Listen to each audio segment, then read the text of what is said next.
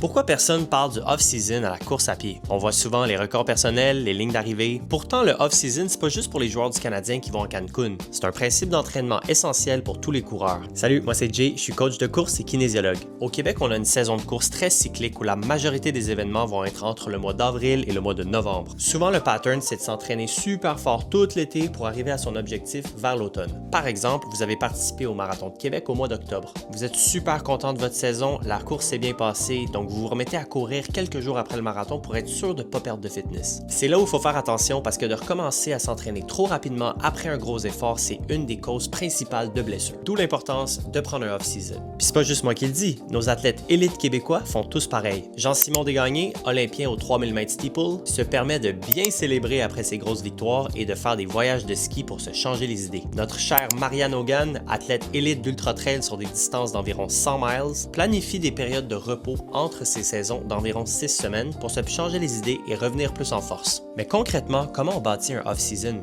Ça dépend de la charge d'entraînement, mais généralement, on peut prendre entre 1 et 3 semaines sans courir du tout après un événement. Par la suite, on peut reprendre très graduellement avec des sorties faciles puis éventuellement rajouter un peu d'intensité. Mais le off-season, c'est surtout la période pour aller faire d'autres activités. Ski, escalade, patin, randonnée. C'est vraiment l'opportunité de décrocher et de penser à autre chose. En s'offrant ce break, ça permet très souvent de revenir encore plus motivé pour la saison suivante. D'ailleurs, c'est scientifiquement prouvé que la charge mentale va jouer un rôle important dans la capacité de récupération du corps. Donc de se sentir relax mentalement peut littéralement nous permettre de s'entraîner encore plus fort quand ça sera le temps pour la saison 2026. Laissez-nous savoir en commentaire quelles activités vous comptez faire dans votre off-season. Et puis c'est tout pour aujourd'hui, on se dit à très bientôt.